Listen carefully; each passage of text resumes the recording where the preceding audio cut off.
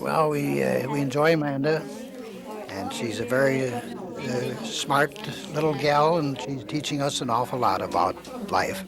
Having a good time. Time is going quickly. Yep. Going a little bit faster today than normally does? Yeah. Yeah. And we've had lifesavers and heart candies all the way through. Been very festive. Huh?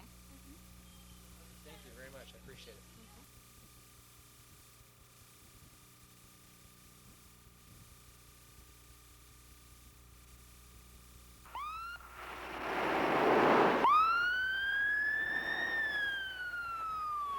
Last year, over half of all traffic accidents were related to alcohol. So the group Mothers Against Drunk Driving is asking the legislature to drop the legal limit from 0.1 to 0.08. And I can repeat myself over and over again, as I have probably 5,000 times. We are not prohibitionists. We really don't care. We do like to save lives.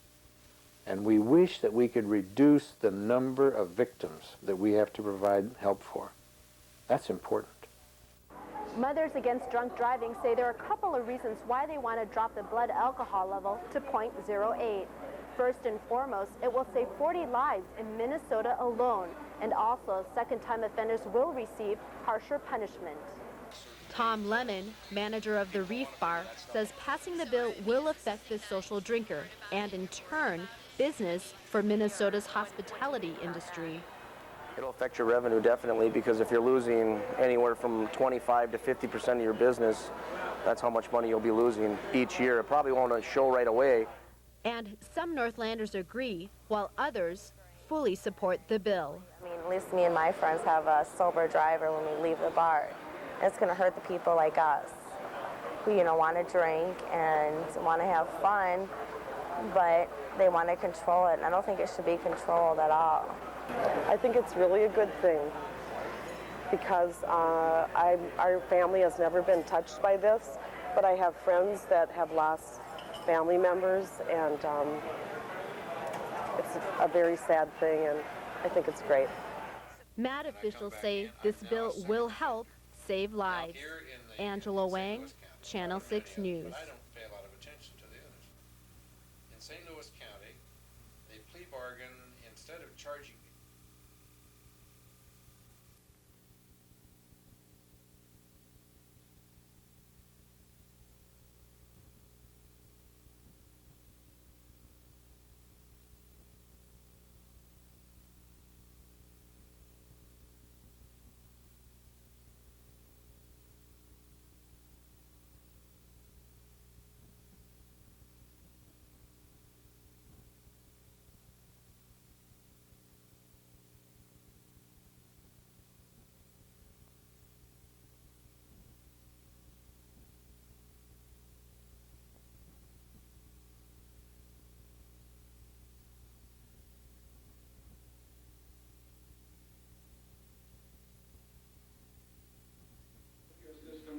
And they basically took large pieces of ours and made it theirs.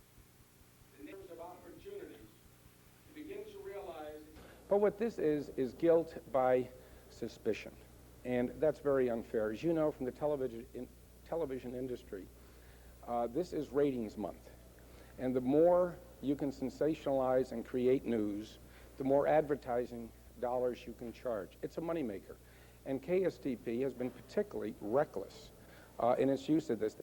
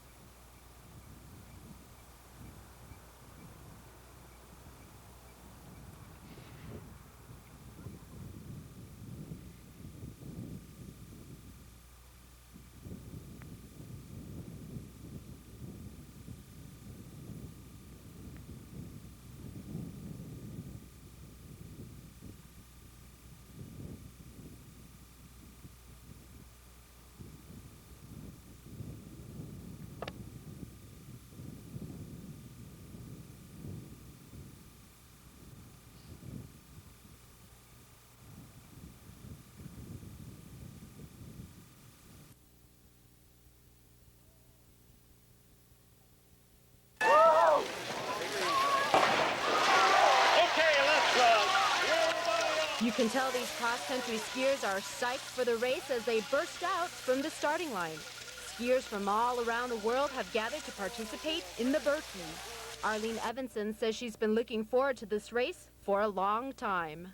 It's a turn 30 challenge for me. Just one of those things I've always wanted to do, and not getting any younger and want to accomplish it. With 7,881 racers, this is by far the largest Berkey ever. There are 13 waves, and this doesn't include the men and women's elite groups. Skier Scott Milburn says a friend introduced him to the Berkey, and now he's hooked. Well, a friend of mine has done it for like 12 years, and one year on his 10th anniversary, he paid for 12 or 13 of us to ski it along with him. So that's how we got started. And so why do you keep coming back? Oh, just the excitement and the crowd, and just the accomplishment of having doing it. So. And the crowd agrees. There's nothing like the spirit of the Berkey. It's been a lot of fun. This is the first time I've come up to see the race, so I thought it was pretty exciting to see the people go off. I think the weather and the coolness and everybody, and just a great time everybody has. In the Cable Hayward area, Angela Wang, Channel 6 News.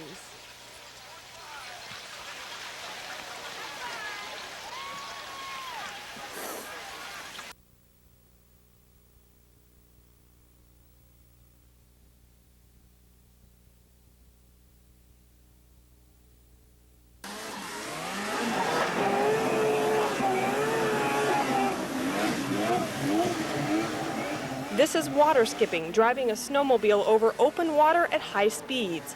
This home video was taken last winter on Yellow Lake near Webster. Spectators gather along the shores where the sleds zip across the water right into the crowd. This is the same spot where one person was killed and 3 others seriously injured last weekend. Where one machine was stationary, it appears, and the other one came into it and knocked several of the people and some of the bystanders into the water. At the site, the first responders' mask still lies on the ice along with the victim's clothing. This is what remains of the snowmobiles from that accident. I've lived here since 1985, and I don't think there's anything good that comes of those water skips. Well, I haven't done it a whole lot, but it's kind of interesting using a machine what it wasn't intended to be used for. So. The Wisconsin DNR is evaluating current policies. They plan to talk with the Minnesota DNR to see if the ban on water skipping has made a difference there. Near Webster, Wisconsin, Kim Steininger, Channel 6 News.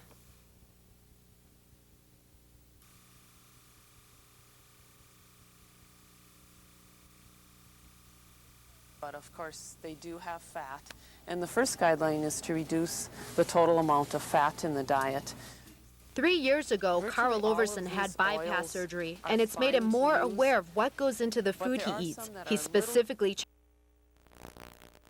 the fat per ounce when looking at packaged meats. So you would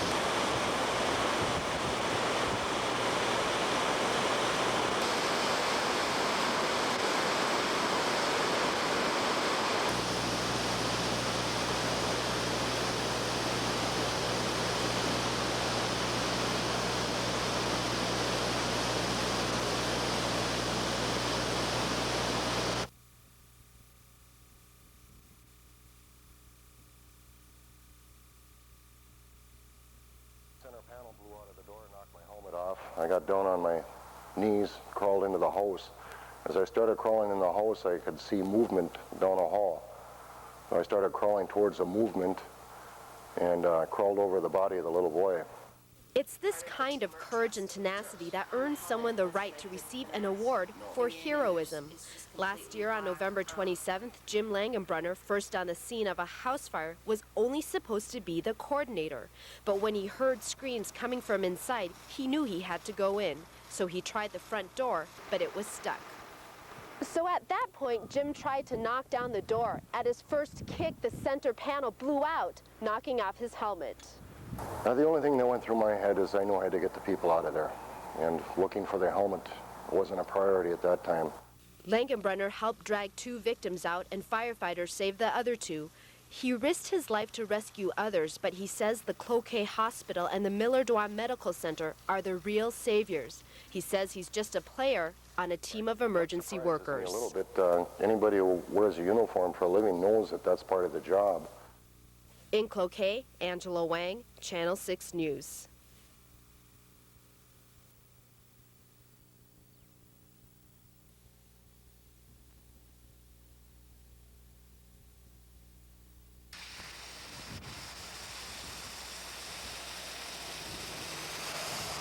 Dealing with the mad rush of water is a tough order, to say the least. Sandbags and water pumps are rendered useless when the Floodwood River jumps her banks and saturates the neighborhood.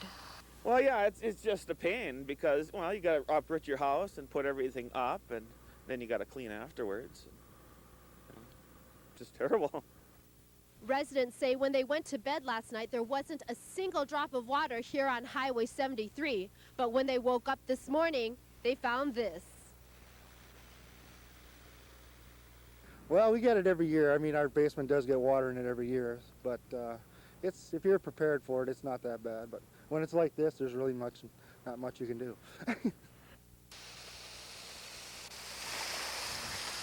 Homeowners say it's a stressful situation, but it's one they can handle. You know what's going to happen, so you make plans to do what you have to do. And like, we had to shut our furnace off on Saturday night because by that time the water is up into the furnace because the furnace is in the basement. So now we have no heat. We're just heating it with little heaters and stuff. So.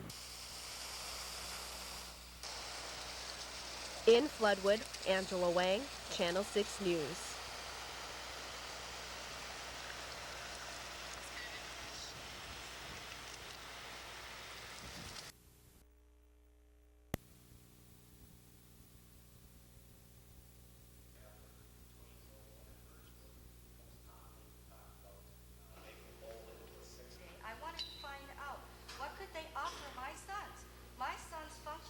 Whatever decision we ultimately make, and as you've heard, it is a little bit up in the air, will be based upon the best interest of the entire school system.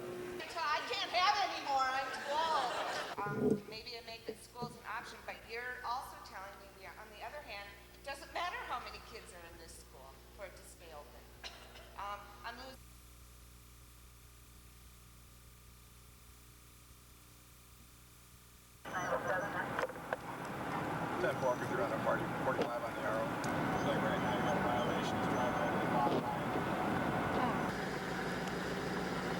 Right now we're seeing an increase in the mushrooms coming up.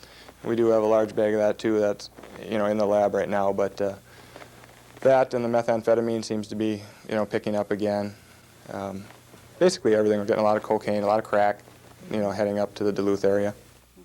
Now, why does this marijuana look different? She's a German Shepherd. I've got to try and get that out of there. Right now she is real well on cocaine. I wonder if you put it in a Tupperware container and seal it. Yeah. I would still make spears if that's an indication. Public protest against state laws against it. To say what I'm going to do because I haven't seen the lakes yet. In all this concern for the white businesses, social harmony, and the fishery, both the state and the federal courts forgot about the Chippewa. In order to calm the angry anglers, the legal property rights of the Lake Superior Chippewa have been abrogated.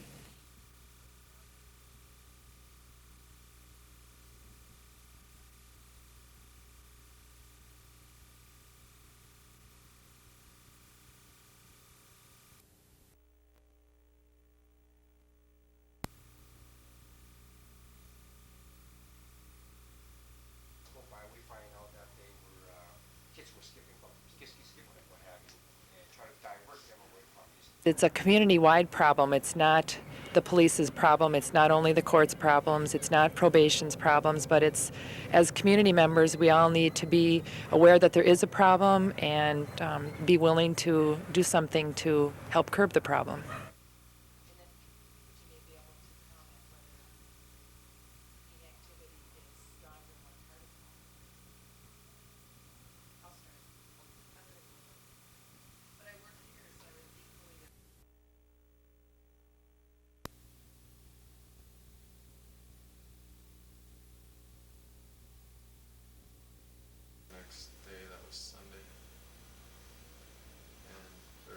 To go home, we luckily have another house that we're renting out, and no one's in it right now, so we're lucky that we can stay there.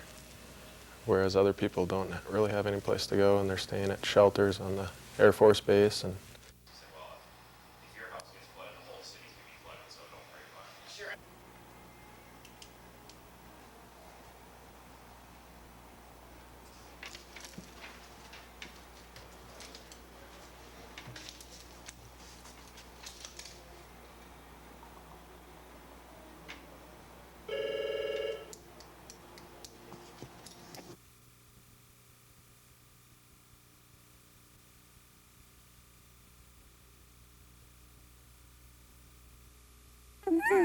Fresh from the fight to keep her home in Babbitt, Pixie the potbelly pig made a public appearance today at UMD. She was there to kiss the volunteer who raised the most money for Animal Allies. Dan Frank was that lucky winner. I didn't picture such quite a big of a pig. It's pretty big. And then the pig had an accident in the elevator, so that kind of made me a little weary of all this. And Pixie seemed a little weary too. What do you think of all this? She nervously nibbled at our mic. She paced the couch and then tried hiding from it all. I'm going for it. It's the cheapest date I'm ever going to go on, so I'm thinking it's a good idea. So with pig lips puckered up,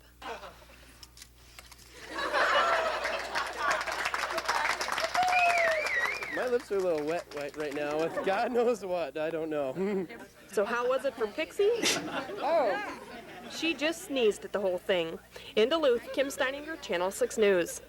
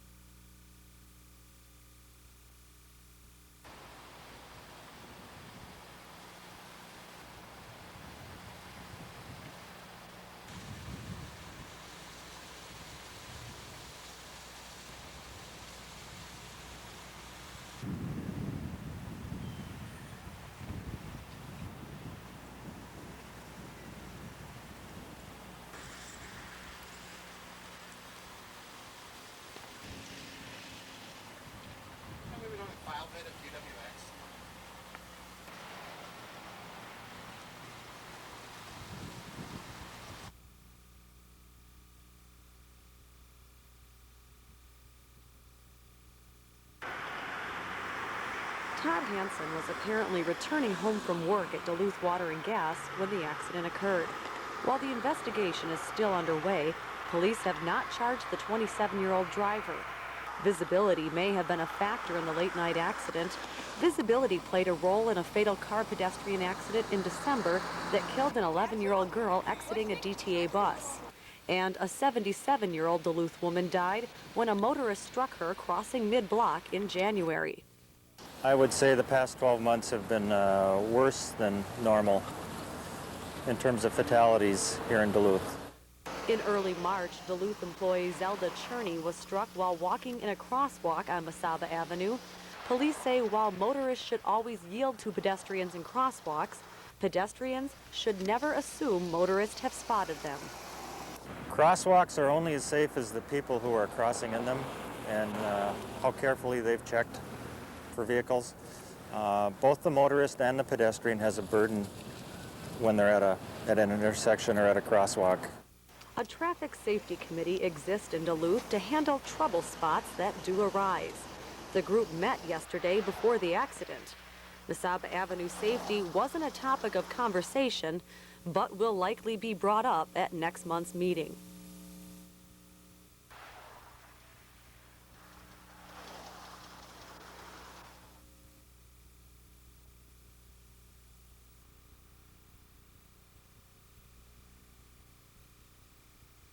Thank you. Thank you.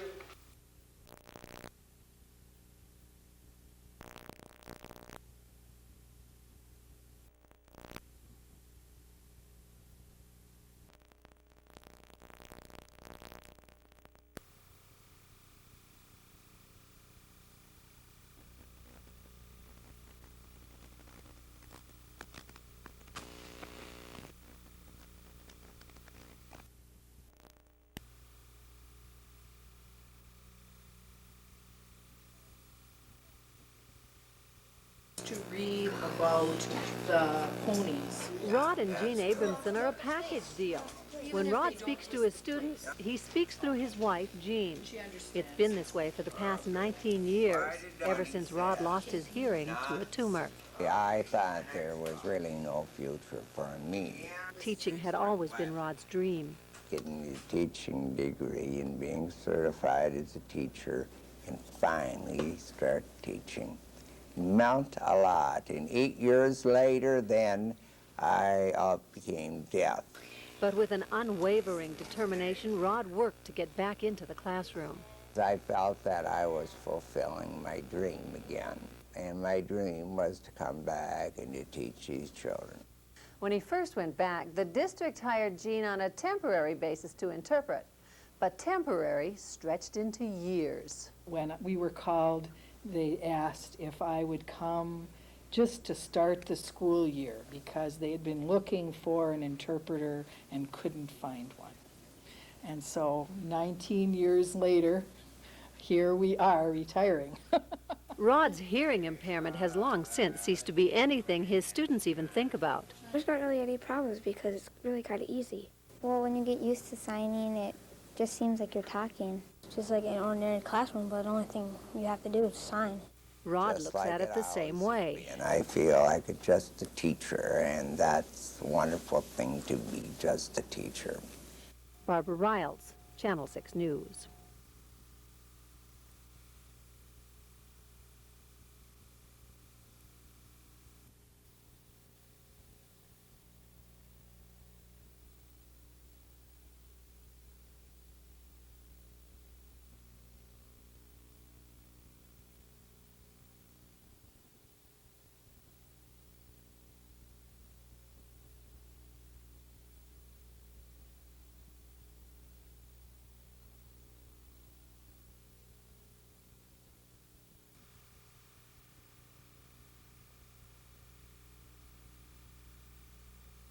Love to run companies and departments and be able to increase their spending. Agrees with me. Everybody.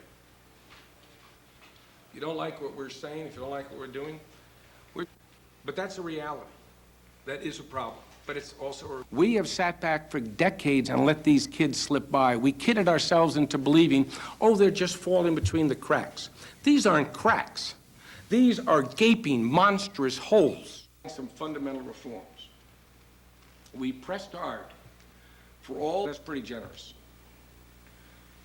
As a compromise, in the last days of the session, we offered $150 million more on the formula. We wanted $150 million for our proposal of tax deduction.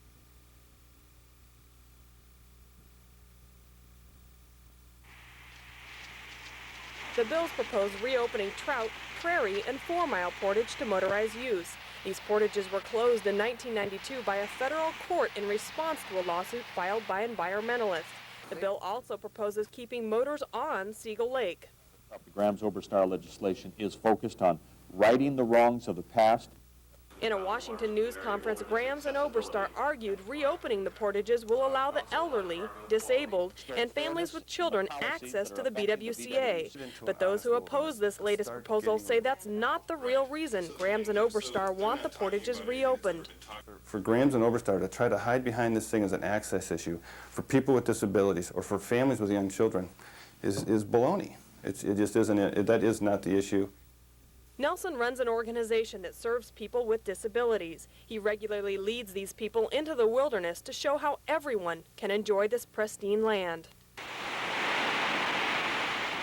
Senator Paul Wellstone is expected to introduce a compromise, reopening portages in exchange for expanding the wilderness.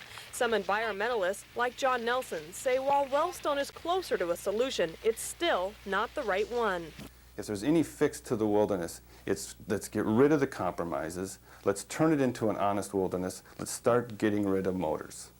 You're not going to fix it by adding trucks and keeping motorboats in longer. You're going to fix it by getting those things out. That's an honest wilderness. Grams and Oberstar's bill go to committee in June. Both are optimistic they can win approval by the fall.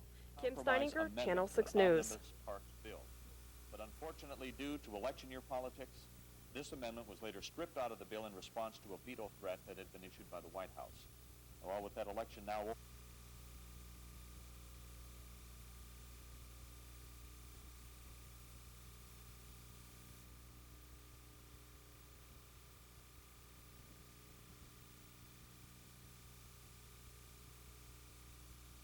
helpful in assisting us.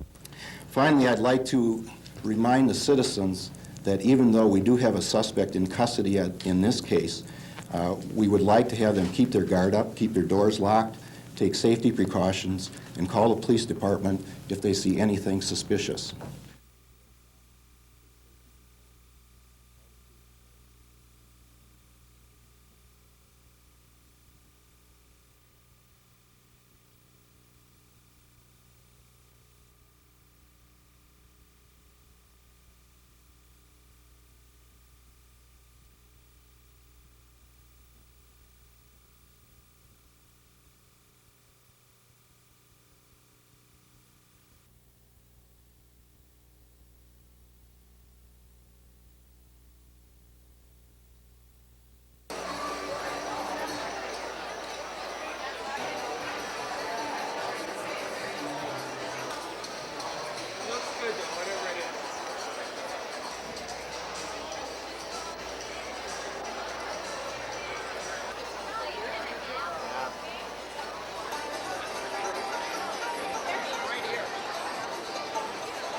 $100 in cold hard cash for selling the wine.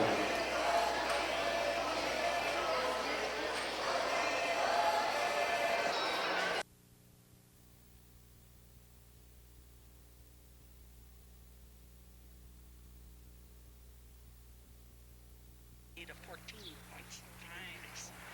And I say that people are recycling, and they're, even according to the studies, they're having less and less garbage because they're recycling, and yet getting less service, and it's costing more and more. To work, but some say Duluth's system is an exception.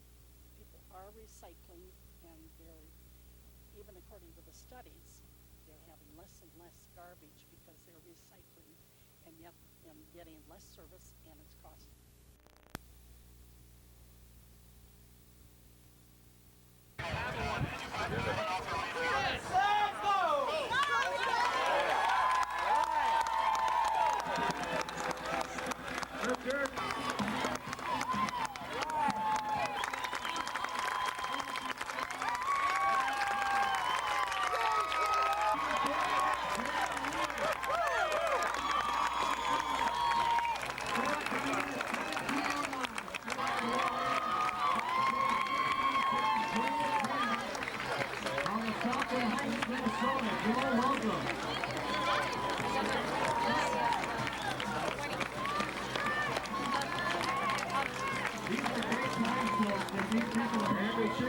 spaghetti tomorrow, those of you that are running tomorrow in the half marathon and the full marathon.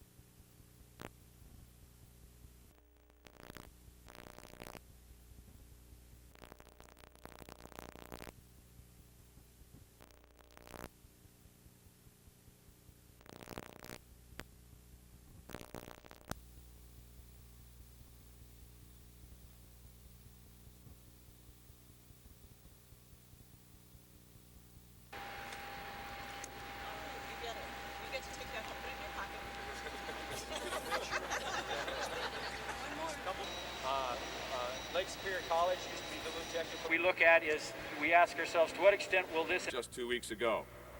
A319, a state-of-the-art aircraft of the future. Those are the aircraft that demand the skills that we need to train for.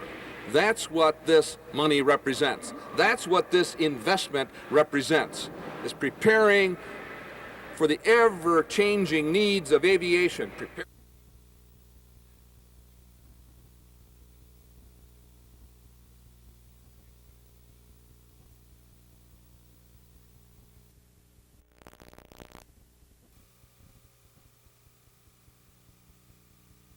To hit it hard, just get it down the line. Born amidst the sun, sand, and surf of Southern California, beach volleyball has become a cornerstone of summertime activity.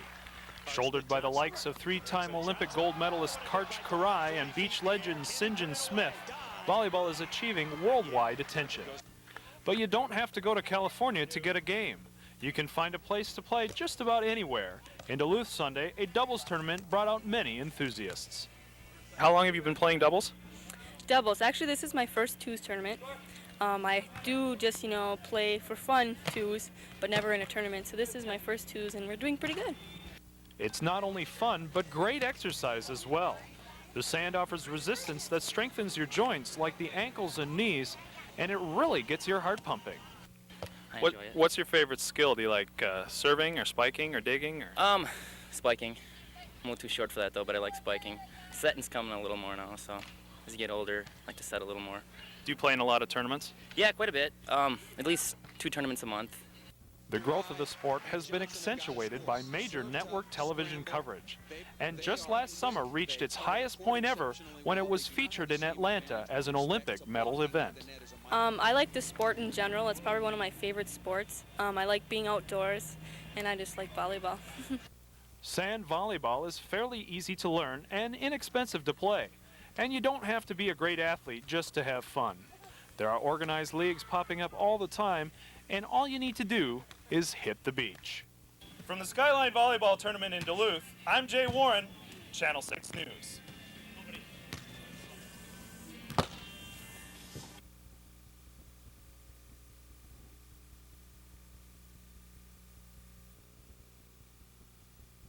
Be careful. This is the type of situation, type of conditions where just about anything can start a fire. People are going to be hiking or berry picking. They should be careful where they park their vehicle. Don't park it in a dry grass or weed area, because sometimes these catalytic converters can generate enough heat to start a fire, and they end up, it can burn up.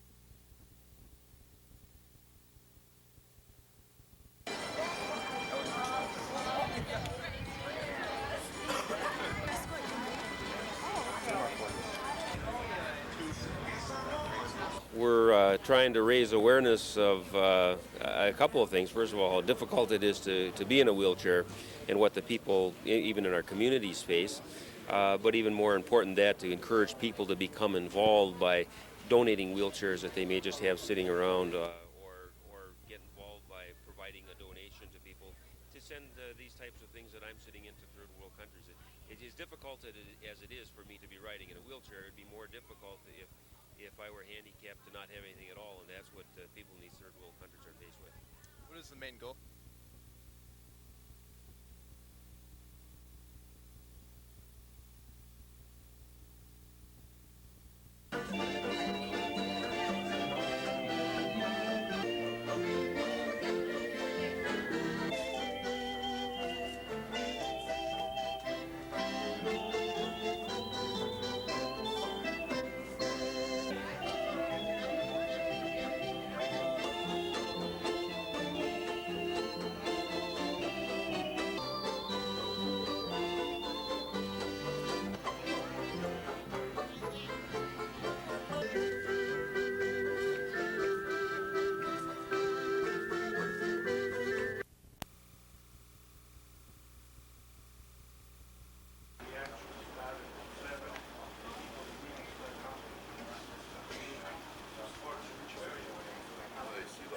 And so we are neutral in this matter.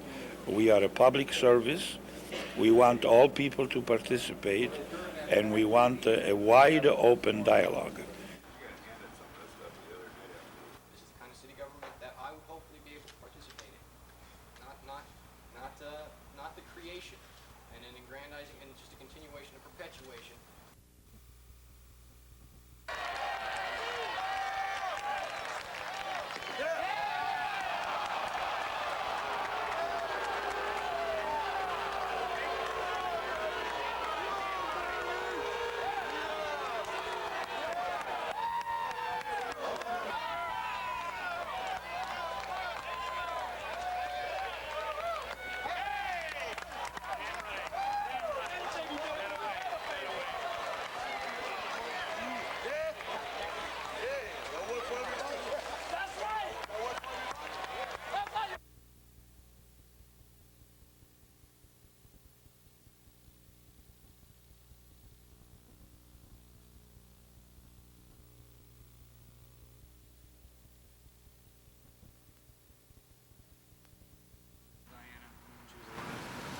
I thought she was a incredibly graceful, poised person for being as young as she was, entering the spotlight of the world.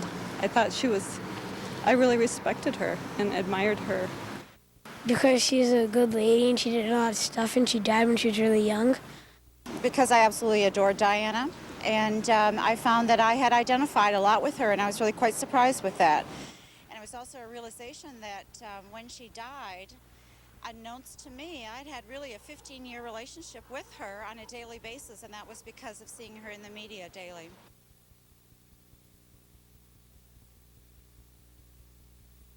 And Boundary Waters, and we want to let people know about it here too. And that is Minnesota, and I want to read to you from that act.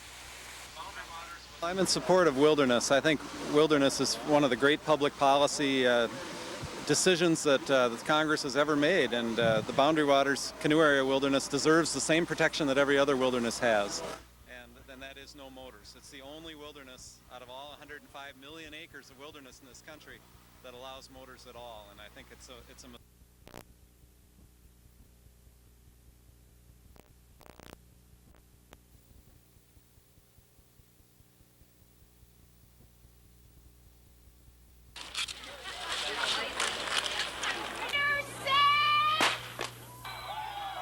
Temperatures in the 30s, 26.2 grueling miles. and some of the best views of the greatest of the lakes. Things that define the North Shore Inline Marathon. There, now I'm ready for battle. Meet Dr. Jim Deegan. He sees the race as cross-training for other sports. What a neat thing to do on the North Shore in the fall, huh? Yeah, 5 wheels with a really low-profile boost. Deegan got into inline skating just before last year's marathon. He says the sport is growing exponentially because it offers so much. They're going to get a good workout in the heart and lungs. They're going to develop some very strong legs, which they can use in running or in bicycling or in cross-country skiing. And then with that comes the reduction of stress. It's a great camaraderie out here with different skaters as you catch up with them and skate along. Or you play games and chase them. The equipment keeps improving, the sport is growing, and the Northland is keeping pace with the times. Oh, I can see ultramarathons coming out of it, where they go to 50 or preferably maybe 100 miles, something like from here to Hinckley. Would you do something like that? I think that could be fun. Rolling down the North Shore, Jason Rice, Channel 6 News.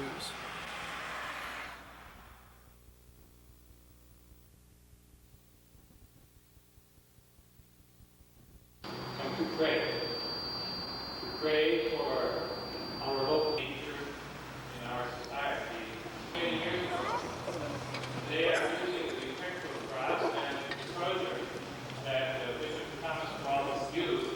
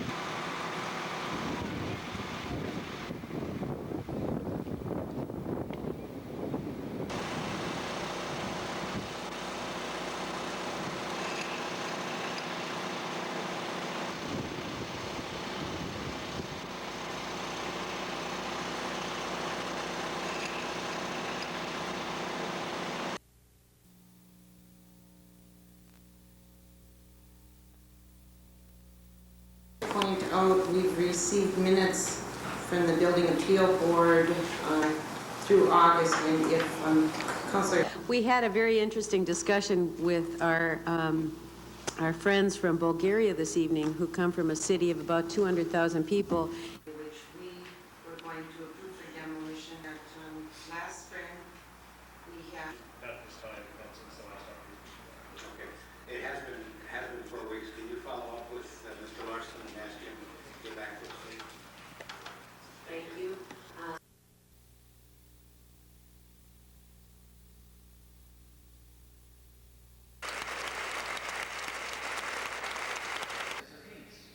Emotional well-being. I'm known for making people work in a period of time. That's how I made my occupation. And tonight's not going to be any different. I'm actually going to make everyone in here work tonight.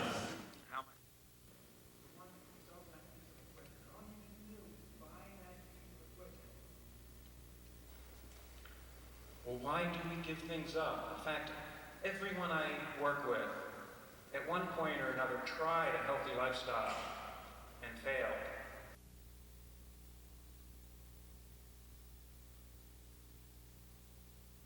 Would you purchase memorial donation?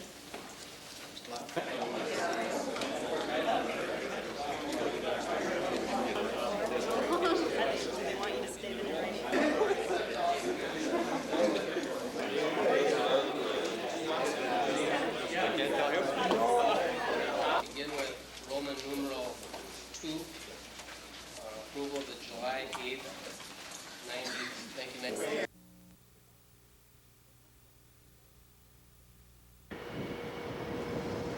Plain and paper has changed over the last 96 years as the paper industry has evolved. Now it's changed ownership. Sold by Fletcher Challenge Canada to Finnish paper giant UPM Kymmene for $650 million. Company spokespeople say the sale should ensure Blandon's future in an ever-growing business. It was our opinion as a corporation that we had to get bigger in order to survive in this, this incredibly changing marketplace of paper manufacturing.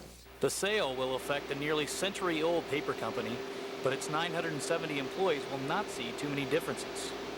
The changes that will be made are more minor changes and fine-tuning, and I don't think either the community or the company will see any major drastic changes.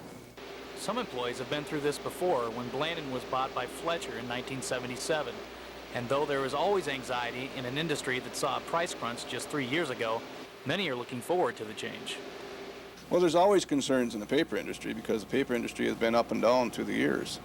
And that the Finnish company, they're a big company and they have a lot of markets out there, and that should be helpful to us. The fact that this company is no stranger to Finnish paper manufacturers should be of some comfort. We have had a long affiliation with the paper manufacturers in Finland, actually starting back in the middle 60s. Blandon Paper is the largest manufacturer of magazine and catalog paper in Minnesota.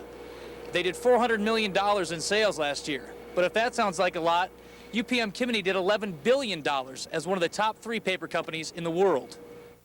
It's a world market out there, and we can't say now that nothing's going to change here. So we have to just sit back and wait and see. In Grand Rapids, Justin Acree, Channel 6 News.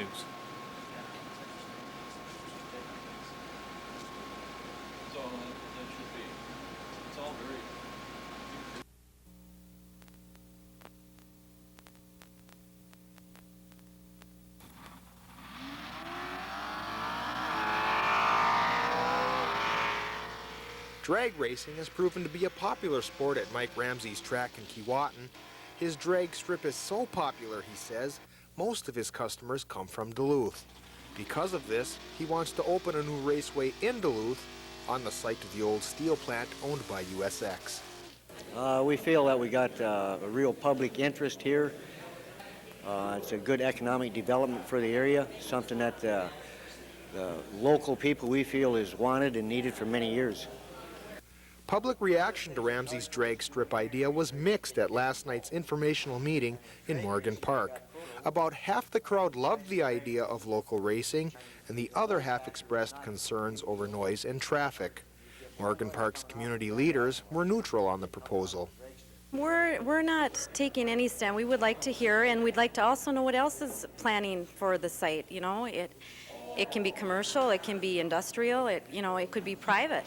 Golf course would be nice. So far, though, Ramsey is the first to publicly show interest in the site. He says he's willing to hold a test to see if race car noise would be a problem for neighbors. If it is, he says he'll drop the plan. Another meeting like last night's will be held in a month to see if public opinion sways decisively for or against the idea of a racetrack in Morgan Park. In Morgan Park in Duluth, Dave Anderson, Channel 6 News. And then he's going to get his money, and then he's going to argue and say, you're not doing it the way I want it done.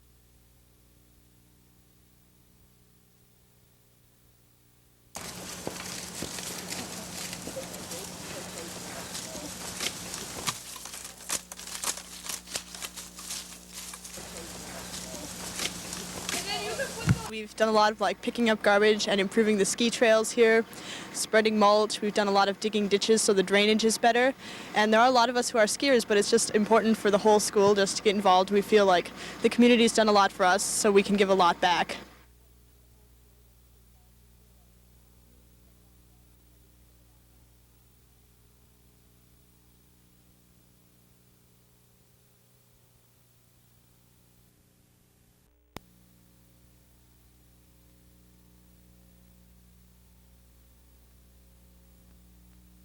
Parents need to be standing behind you as we do the presentations. All right? Okay. Keep your hands in your pockets. There's a lot of challenges and a lot of different things that draw a boy as he gets into the high school age, and to be able to stick with the program and complete it says a lot to these young men.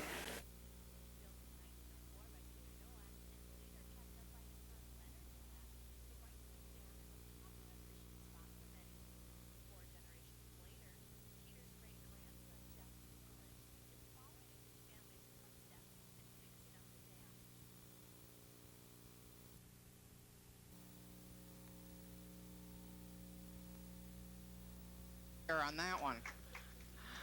But I think as these things spin out, it just permits this campus to play a greater role in the economic development of northeastern Minnesota and as a university of opportunity for many students.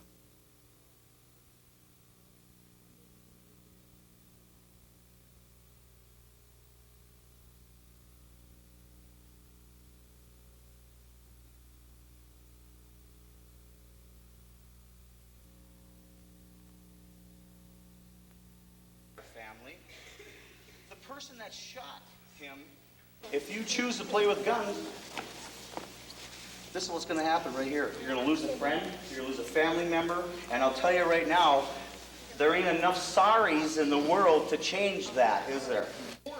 With the recent incident of Moose Lake students bringing guns to school still fresh in people's memories, gun safety for kids is becoming a hot topic.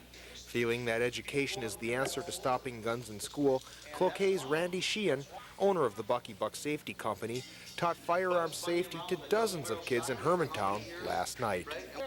The kids were surprised to learn that safety rules apply to toy guns, too. Toy guns can look real, and that you can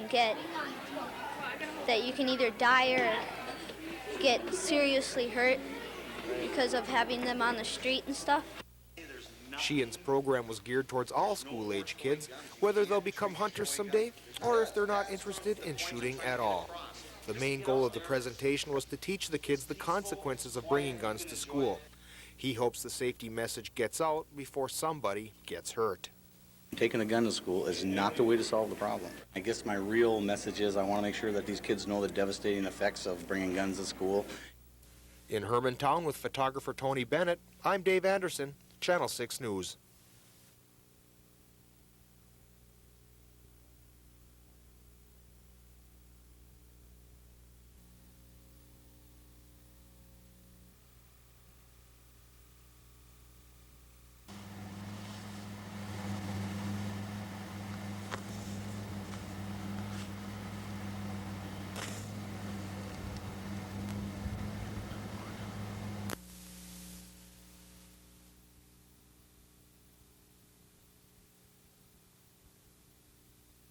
Trying to flag my car down. It looked like he wanted a ride, and I knew what was going on, so I just pulled in the opposite driveway, turned around, and drove down to the police.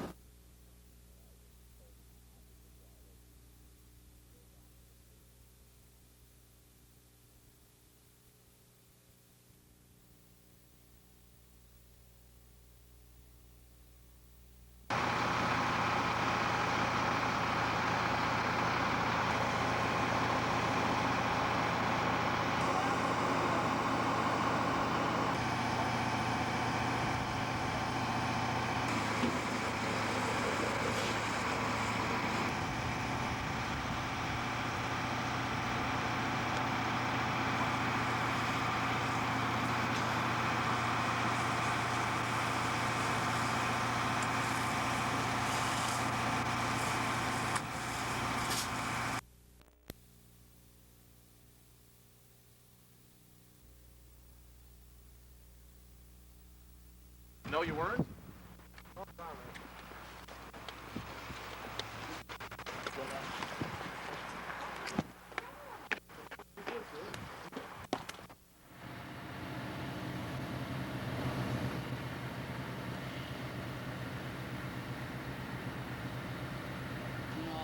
Billings Park, it's smoke already across. There's a guy that ran a truck vending type.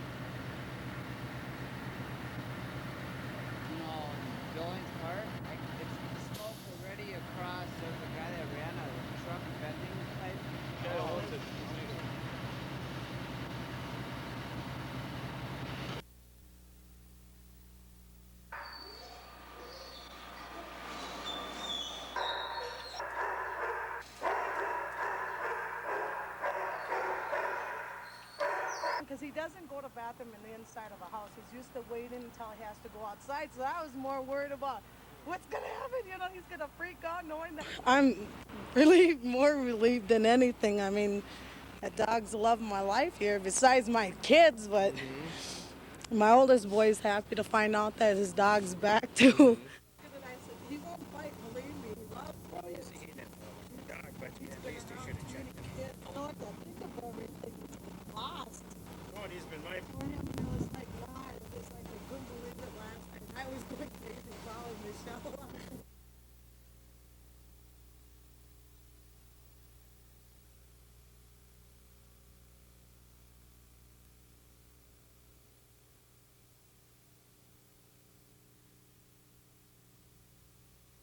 I suggest that you ask the Spirit Mountain Board to go back to the drawing board and come up with a master plan that doesn't include a golf course.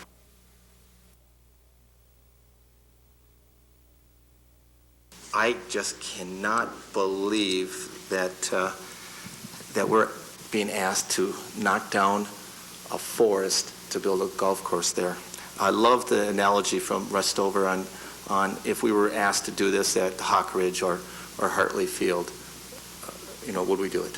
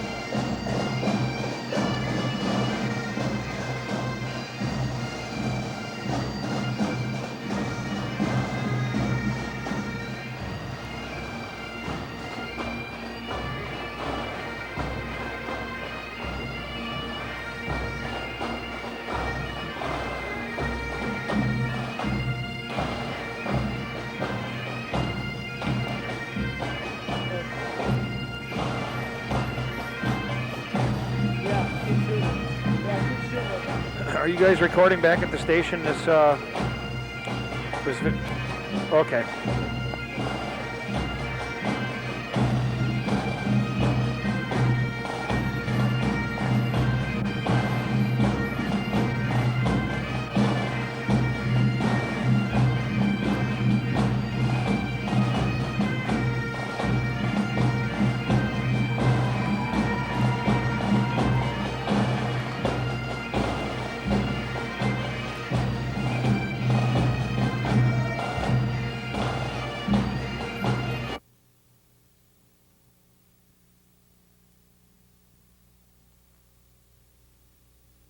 Back in the saddle. Well, he might. In old Dickens's time, he could make up whole novels, but even he couldn't make it smoking. You know what he's a reality check. In Minnesota, for jobs that pay a poverty level wage for a family of 3, which is $12,278, the ratio is 9 people applying for each job available. Thank you, Al. I'm going to thank Gene and Marvella and others. I had a bill drafted last session, but because welfare, the so-called welfare reform, was just a bulldozing